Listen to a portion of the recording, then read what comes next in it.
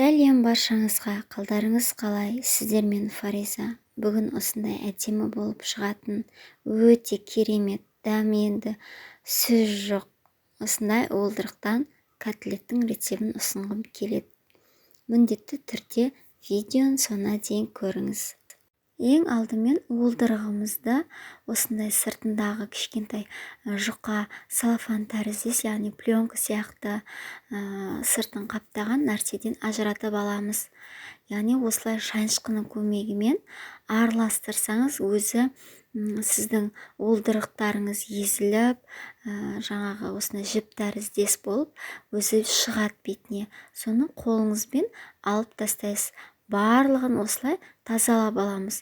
Бұл міндетті түрде.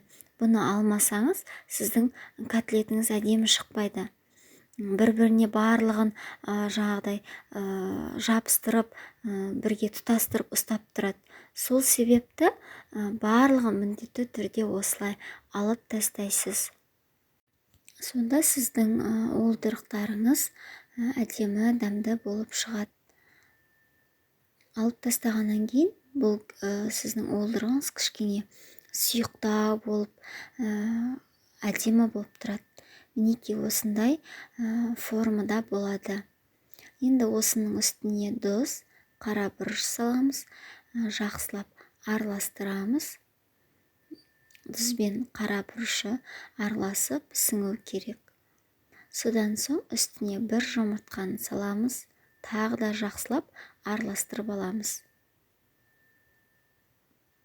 Енді осының үстіне 3 ас қасық ұн саламыз.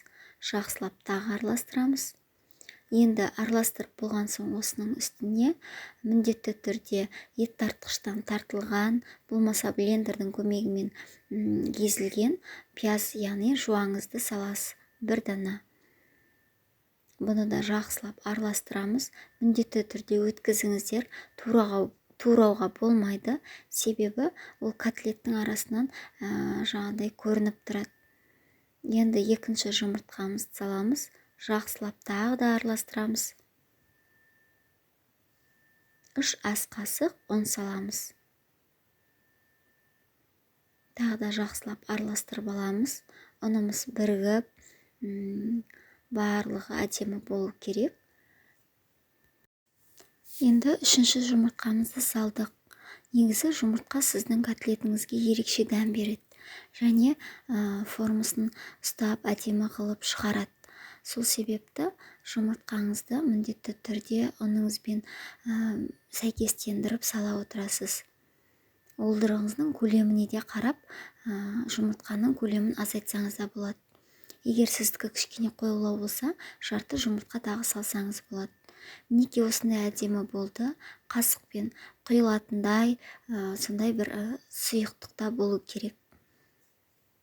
Табамызды қыздырамыз. Орташа отқа қойдық. Мен кішкене ғана май құйдым. Себебі 1-2 дана ғана пісіріп көремін. Дәмін, тұзын көру үшін. Осылай қасықпен құйып, кішкене өзіміз домалақ пішінге келтіріп, жан жақтарын түзейміз. Содан соң екінші жағын аударамыз. Бірінші жағына қарағанда екінші жағына 2 минуттай піседі. Мінекей асты осылай піседі. Өзіңіздің көлеміңізге келтіріп, орташа қылып, ірі қылып, осылай осы реттілікпен жасап аласыз. Міндетті түрде бетін жауып пісіреміз. Себебі май шашырап, жаңағы жан жағын барлығын бүлдіріп, өзіңіз күйіп қалуыңыз да мүмкін. Осындай жиегі алқызыл түске енген кезде келесі бетін аударамыз. Тағы да бетін жауып пісіреміз. 2 минуттай піседі. Осындай қылып барлығын пісіріп аламыз. Өте әдемі болып піседі. Ортасы күшті болып, көтеріліп, сондай бір әдемі болып піседі. Міндетті түрде жасап көріңіз. Сізге ұнайды деген ойдамын. Мінекей өте әдемі, ешқандай жаңағыдай шашырамай, өзінің формасын ұстап, әдемі болып пісті.